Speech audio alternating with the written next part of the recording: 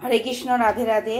তো আজকের সন্ধেবেলা বা ডিনার বলো, রাত্রির খাবার বলো, লাল্লার খাবার রেডি।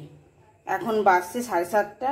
লাল্লা 7:30টার মধ্যে খাবার খেয়ে নেয়। এ দেখো বসে আছে। তারপর রাতে যদি ওর বাবা কিছু নিয়ে আসে, মিষ্টি হোক, রসমালাই হোক বা মিষ্টি সিঙ্গারা হোক, সেখানে রাতে সেটাও খায়।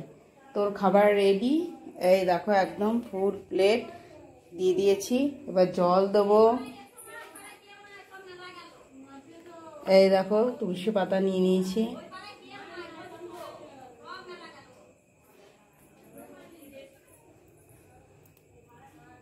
এই যে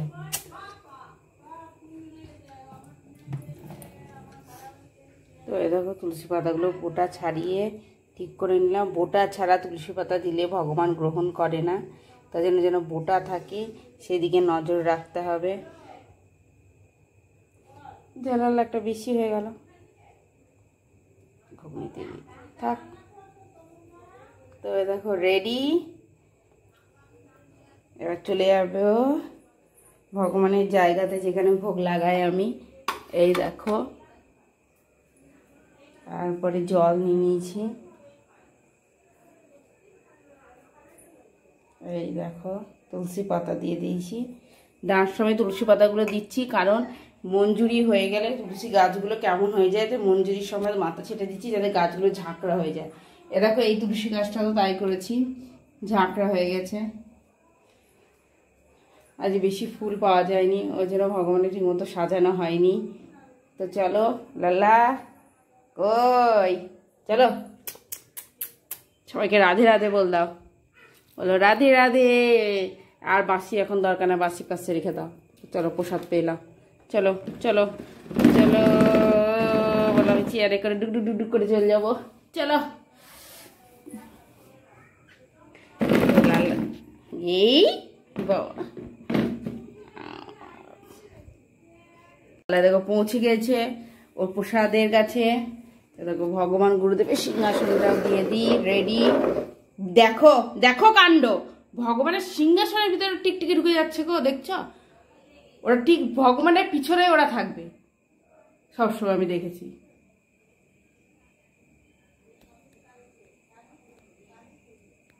তলায় ঢুকেছিল। দেখো শান্তি আছে, কোনো কিছু খাবার টাবার রেখে রেখে কোনো শান্তি নেই। তো এই দেখো আমার আচমন পাত্র, আমি আচমন করে নিই। এবার ভোগ লাগিয়ে দিই ভগবানকে। দেখো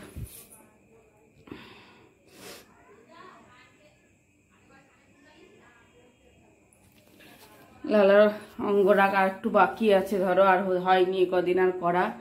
এ দেখো ভুরুর উপরটাতে এটাতে একটু বাকি আছে।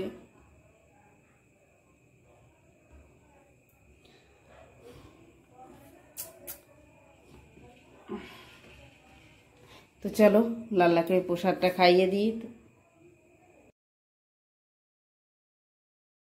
তো লাল্লা খাওয়া হয়ে গেছে খাবার।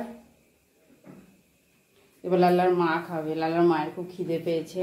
তো স্বামী যেহেতু ছানা খায় না, স্বর্ণকারের জন্য ছানাটা রেখে দেবো, ঘুগনির রুটি আমি খেয়ে নেবো প্রসাদ। আর দেখো দুপুরে আজকে বানিয়েছিলাম লাল্লার জন্য ভেজিটেবিল চপ, তো সেটাই ভাজছি। আমি রুটি দিয়ে খাবো। লাল্লা তো খাবে না, যে জিনিস একবারও খেয়ে নেয় সেই জিনিসটা দ্বিতীয়বার খাই না। তো লাল্লা খায় না, কিন্তু লাল্লার মা ফ্রিজের বাসি 24 দিনকার খাবার থাকলেও গরম করে খেয়ে নেবে, এই জন্য বিপদে পড়বে। তো বেশি আমাদের ফ্রিজে বাসি জিনিস খাবার থাকে না, কেন ভগবানের 4 বার ভোগ লাগাতে হয়। 4 বার ভোগ লাগানোর জন্য টাটকা টাটকা খাবারই রাখতে হয়। তবে ভেজিটেবলটা একটু বেশিই বানিয়েছিলাম, মুখরোচক খাওয়া সবসময় বানানো হয় না। ফ্রিজে রাখা ছিল, বড় ছেলের আবদার, মাম্মি ভেজিটেবল চপ বানাও, তো বানিয়েছিলাম।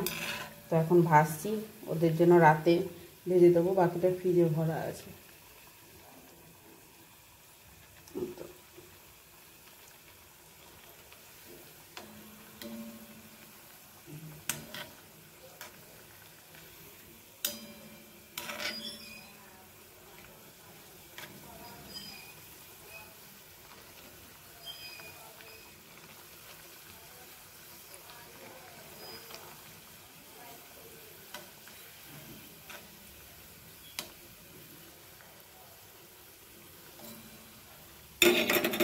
আমি নিয়ে চলে এসেছি রাতের খাবার।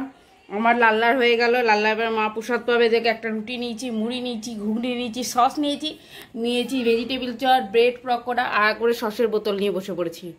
তো খাওয়া দাওয়ার সেরে নিই, খাওয়া দাওয়া এরপর যদি লাগে তো মিষ্টিও নিয়ে নেবো।